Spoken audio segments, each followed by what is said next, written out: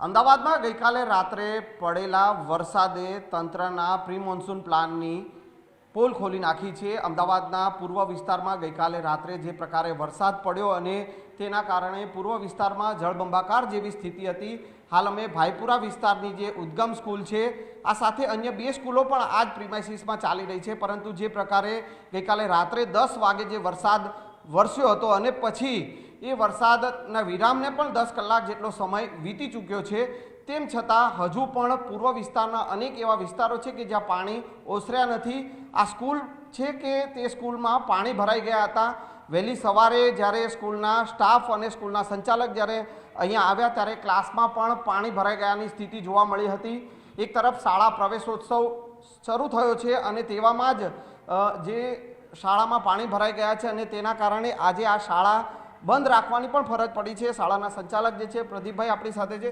Sir, ऐसी स्थिति हर बार होती है, पानी भरा जाता है, क्या सिचुएशन आज भी है?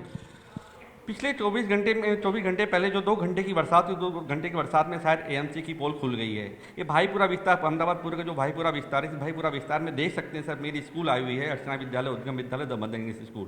अभी रात को 10 बजे पानी बंद हो गया है, फिर भी अभी तक क्लासों में पानी भरा हुआ है। आज ना छूट के मुझे स्कूल में रजा करनी पड़ी। कल हमारे प्रवेशोत्सव का कार्यक्रम था, उसको भी हमें पोस्टपोन करना पड़ेगा। गवर्नमेंट हर बार हमें आश्वासन देती है कि इस बार पानी नहीं भरा जाएगा, इस बार बरसाती पानी की मोटी मोटी पाइपें डाले हैं, लेकिन वो पाइपें जाती कहाँ है? मैं बोलता हूँ भाईपुरा विस्तार का जो ड्रेनेज सिस्टम है सर, वो बिल्कुल फेल है। मैं ऐसा कह सकता हूँ। क्यों? क्योंकि मेरा स्कूल तो बात ठीक है, स्कूल के आजू बाजू जितनी सोसाइटियाँ हैं उन सोसाइटियों के घरों में पूरी रात पानी लोगों ने बाहर निकाला है और अभी भी पानी पड़ा हुआ उनके घरों में, पूरी रात पब्लिक नहीं सोई है। ये कंडीशन भाईपुरा विस्तार की है और ये कहानी सिर्फ 1 या 2 या 3 साल की नहीं है, पिछले 10 सालों से ये कहानी रटी जा रही है। हर बार एएमसी आता है, गवर्नमेंट आती है, हमें प्रशासन हमें आश्वासन देता है कि इस बार पानी नहीं भरा जाएगा, इस बार ऐसी होगी तकलीफें, अगर पानी भरा गया तो 1 घंटे के पानी निकल जाएगा। रात को 10 बजे बरसात पड़ी, अभी तक आप देख सकते हैं कि पानी इसी कंडीशन में ऐसे पड़ा हुआ है। आज हमें रजा करनी पड़ी। आज हमारे स्कूल में 1500 बच्चे हैं और 1500 बच्चों को ना छूट कर कहीं कहीं उनकी शिक्षा प्रभावित हुई है। बिल्कुल, तो आ वेदना जे छे आ शाळाना संचालकनी छे कि 1500 विद्यार्थीओने आजे रजा आपवानी फरज पड़ी है। हूँ ये दृश्य पण आपने बतावीश कि आप जे जोई सको छो कि हजू पण अनेक एवा वर्गो जे छे कि तेमां आ प्रकारे पाणी भरायेला छे। शाळानो स्टाफ जे छे ते शाळाए आव्यो छे, परंतु तेओए आ क्लासमांथी पाणी बहार काढवानी फरज पड़ी रही छे। आप जोई सको छो कि जे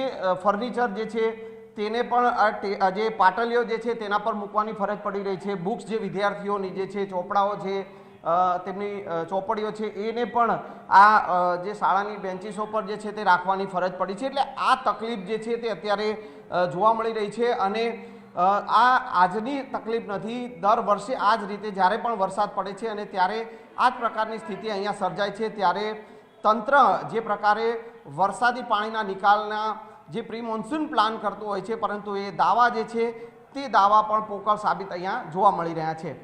કેમેરામેન પંકજ મકવાણા સાથે સંજય ટાંક, ન્યૂઝ 18 ગુજરાતી, અમદાવાદ।